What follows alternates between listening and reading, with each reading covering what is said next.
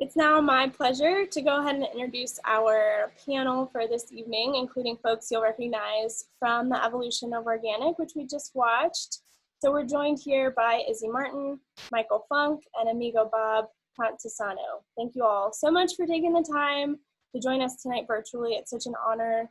I think we'll just kick off with doing some introductions. So if you want to introduce yourself, your name and your current work, as well as your relation to the organic food movement, to remind us a little bit. Izzy, do you want to kick us off? Oh, you're muted. I'm Izzy Martin. I am currently the CEO of the Sierra Fund, a position I've held for many years. Great. And do you want to remind us just what your sort of role with the organic food movement is / was? In 1980, I was hired to be the first executive director of the California Agrarian Action Project. And we were among the sponsors of some of the early activities and events that helped form the organic food industry and relationships.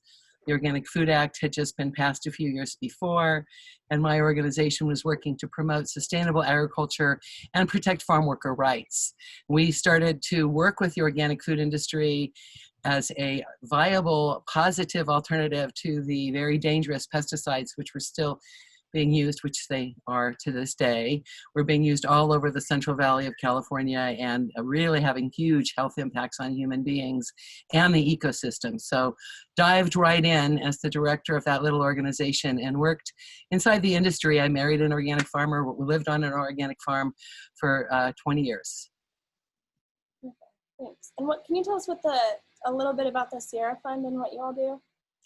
Thank you for asking. The Sierra Fund was established almost 20 years ago by activists here in the central part of the Sierra Nevada that wanted to see more resources brought to this region, more money, more technological resources, more investment in terms of policy of where we live. And the Sierra Fund has been working since that time to restore this region from what happened during the gold rush, when the mountains were power washed down looking for gold, when the rivers were dammed to provide the water for mining, and of course blocked fish passage, and all the forests were cut down to timber the mines and build the towns. So a lot of destruction, the genocide of the people who were here at the time. So we have been trying to work on ecosystem and community restoration since that time. Thanks, Izzy. Michael, do you want to take it next? Yes, thanks, Jess. Good evening. I'm Michael Funk. I'm been involved with the organic industry since 1976 when I founded a company here in Nevada City, Mountain People's Warehouse, mainly selling organic produce to small retail outlets here in Northern California. 20 years later, Mountain People's had become the largest wholesale distributor in the Western United States. And I merged it with another company back east, and we formed a company called United Natural Foods, or UNFI. And today it's the largest wholesale distributor in the world for organic and natural food items. I remain involved, still serving on the board of directors. No day-to-day involvement, but I'm still involved also on the foundation and help direct the sustainable and philanthropic issues for the company. Thanks, Michael. And Amigo, last but not least, do you want to tell us a little about yourself? Well, thanks, Jess, for having us in for this. So I started in this field in 1969, and I have been working in a wide range of areas. I and my now ex-wife, Kalita, started 16 businesses or nonprofits that are related to agriculture. And currently I live on the San Juan Ridge, and I have a farm, small scale farm, where we grow predominantly nursery stock. That's connected to Izzy's work. That some of the destruction time also brought some wonderful things here, including humans, and they planted a lot of plants. And so our Felix Gillet Institute is in honor of a primary nurseryman in Nevada City and we propagate plants from the 1800s gold rush that are still alive and thriving, trying to bring those characteristics into the 21st century. And I make my living as a farming advisor. I have a business called Organic Ag Advisors, and my work there is to predominantly help conventional farmers convert to organic farming. And that's been what I've been doing now for about 30 years. Very cool. Thanks, you all. And so I'm in Nevada City. You said you're on the Ridge. Izzy and Michael, are you both in Nevada City? Yes, I am. I'm in Grass Valley. My organization is in Nevada City, but I'm at my house, sheltering in place. Looks lovely there. Yeah. Me too. Great. So let's jump into the questions. Just based on all of your backgrounds, I feel like we could all just chat for 3 hours about, you know, all the amazing stuff that you all work on. But thinking about the film and our Wild and Scenic audience here, well, actually, first, let's talk a little bit about, I don't want to give too much space to COVID-19, but it is sort of the elephant in the room, and I'm curious to hear from you all sort of what's new and shifting for you during the COVID-19 outbreak, and if you want to add to that sort of your sense of what the pandemic might have been revealing about our food systems. The most remarkable thing I've seen about this response where we live in Nevada County is how excited people are about cooking their own food, growing their own food. Everybody suddenly learned you can bake bread. You go into the nurseries and try to buy starts, and you know, they're as rare as with the toilet paper there for a while. So the enthusiasm, the understanding of the fragility of the food system, but also in some ways the strength of it. We were all so panicked, and yet the food still arrives on the shelves. We're still able to make the society function. Yet those gardens are planted, and that exciting experiment that America is doing for the first time in a long time. I think that's very exciting. It's not worth 100,000 people dying, but it is at least in honor of change. People are changing. Michael? Well, the pandemic has created an enormous impact on the wholesale food distribution supply chain. You know, overnight, basically, business which was 50% purchased in retail stores for home consumption, and 50% was purchased for out of the home consumption, i.e. restaurants. Obviously, that turned upside down overnight as people sheltered in place and needed to make 95% of their meals at home. So that put a huge stress on the supply chain, and that's why you've seen out of stocks in a number of areas. You know, our normal fill rate to retailers is like 95%. It's still in the 65 to 68% range 2 months you know, into this sheltering in place. There's still a lot of manufacturers that are struggling to keep up with this new demand. So I think what it's exposed is how fragile our whole food chain is, our food supply chain, and the impacts that it can have. And it's still going to take another month or two, I think, for things to get back to somewhat normal in terms of fulfillment rate and not seeing empty shelves on the stores. Absolutely. How about you, Amigo? I think there's a couple of interesting positive things happening.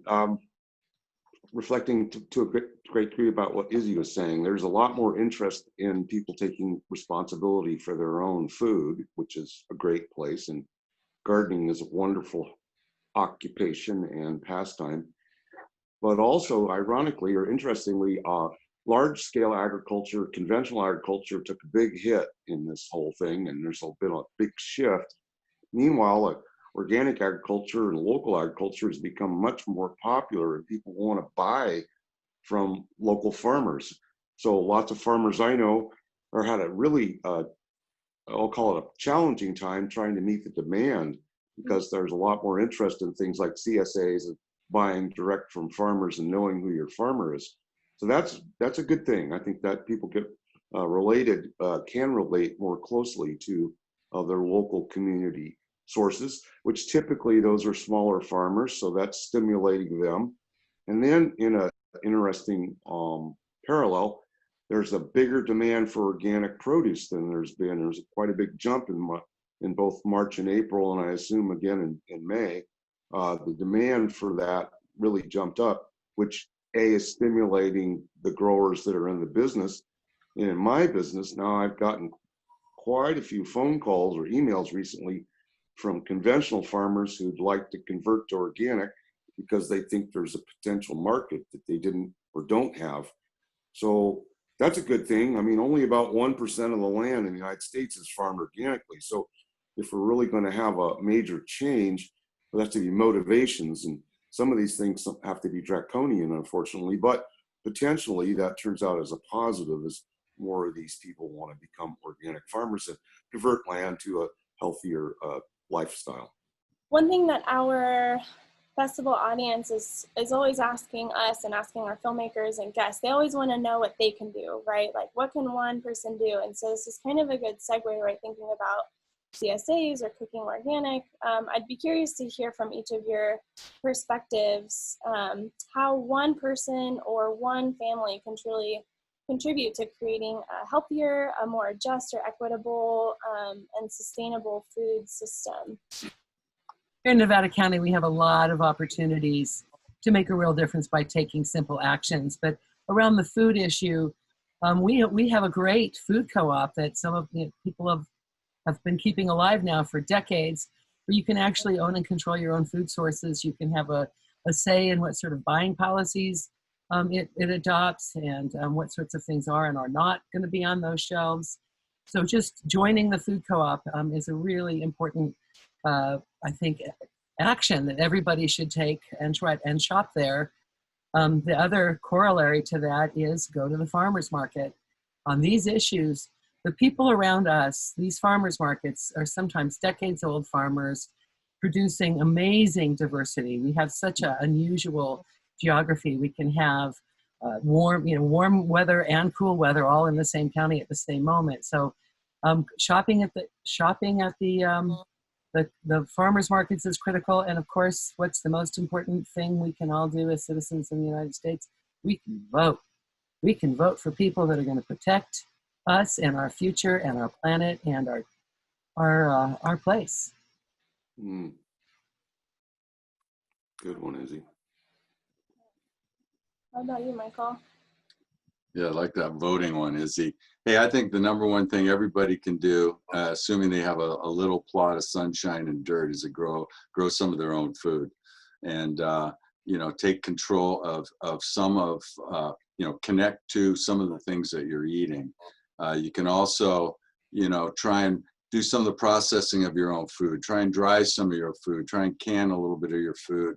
Learn about cooking. Learn about how you can make things from scratch. Again, one of the benefits that's been mentioned of this pandemic is tuning people back into some of those basic skills. A lot of people don't know how to cook a thing, right? And so if you don't know how to grow food and how to use that food to make a meal, it's really a disadvantage.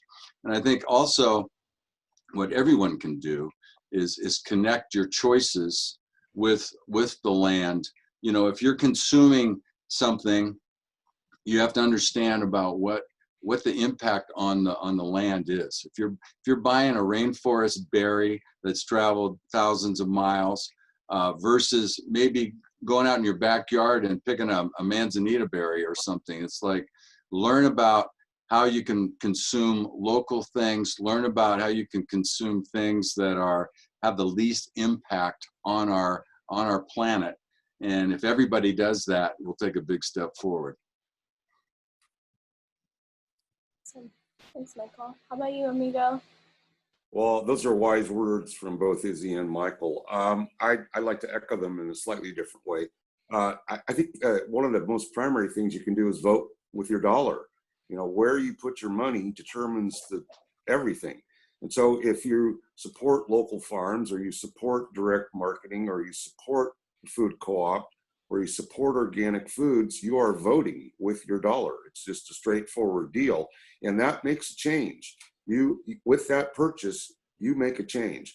And then Michael's comment about gardening is absolutely critical. And you don't have to have gardening land to start gardening.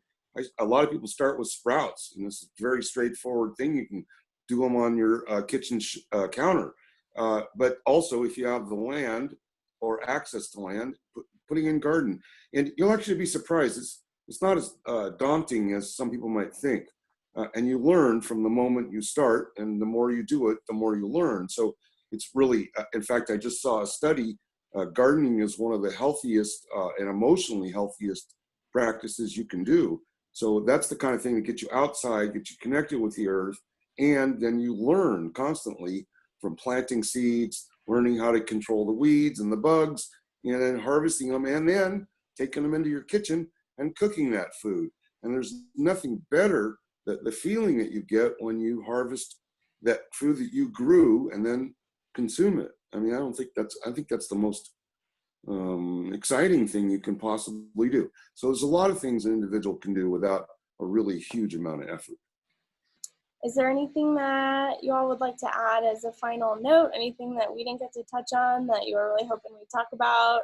For me, the most important thing is, of course, justice, and the need to have humans be able to have housing and shelter and food and healthcare. That's everything else after that it doesn't make a huge, because we're also very different in what we really want. I will say the most difficult thing I see facing our sustainability movement is exemplified by the youthful faces in front of you here. Our movement did occur. We did a lot where some of us were successful in getting our hands on land and helping people get hands on land, begin to farm, but we're getting old. And there is a real need to get young farmers on the land. And there is an enormous barrier to that has to do with cost of being able to purchase an organic farm. I see in our community, people are struggling with that. The co-op is trying to identify a way of, and others, Sierra Harvest, found a way to get young farmers on the land and get permanent access to land. But that particular factor is probably our weakest link at this time. The hope for me is my grandkids. My kids, I got it instilled in them. They get it. And now it's our responsibility to instill it in the grandkids, because that's the ones that have the responsibility. They got an awesome, challenging responsibility. We didn't even talk about climate change. There's a lot ahead of us. But children and grandchildren have a huge role in this, and an opportunity. I was just on the phone with my 17-year-old grandson last night. I'm actually challenging him to figure out what he wants to be as an adult and how he could contribute. And he's got some good ideas, and I'm hoping that he actually does that, pulls it off. So yeah, we all have an opportunity now to pass the baton, as they say.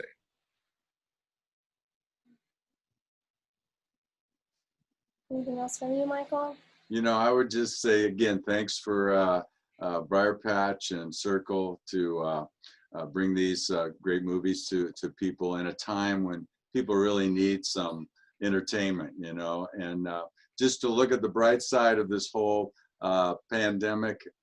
It's slowed us all down, which is not a bad thing, and caused maybe some of us to be able to reflect a little bit more on topics like this, take a little bit more time to bake things, to garden a little bit, and just slow down. And all of this, we're going to solve our problems with awareness and educating ourselves. So in a weird way, maybe this pandemic is going to help us contribute to that, because it slowed us down for a little while to get our awareness up. Mm-hmm. I just want to thank you for the opportunity to talk about this. It's, this is part of the new thing. We're all learning from each other how to do things differently in the COVID era. And it's really lovely to have Circle be facilitating that. And it's wonderful to get to see my dear friends. Hi, Izzy. thank you all so much for taking the time to join us for this special screening of Evolution of Organic. That's all the time we have for our panel. You know, what a special honor to be able to share this time and virtual space with you all as a young-ish person. You know, it's so encouraging to have the support of you all, and the knowledge that you're passing down is so crucial and amazing. And I know I have peers who are in the farming community and developing their own innovation. So it's really fun to see the blending of the knowledge that we do have and the new innovations that are coming out. So thank you all so much. And I'm sure if we were in a theater right now, you'd all get a standing ovation and lots of cheers. So we'll just pretend. But thank you again on behalf of Circle, the Film Fest, BriarPatch Food Co-op, and our audience participating tonight. We really hope to see you out in the world again very soon. Thank you, Jess. All right.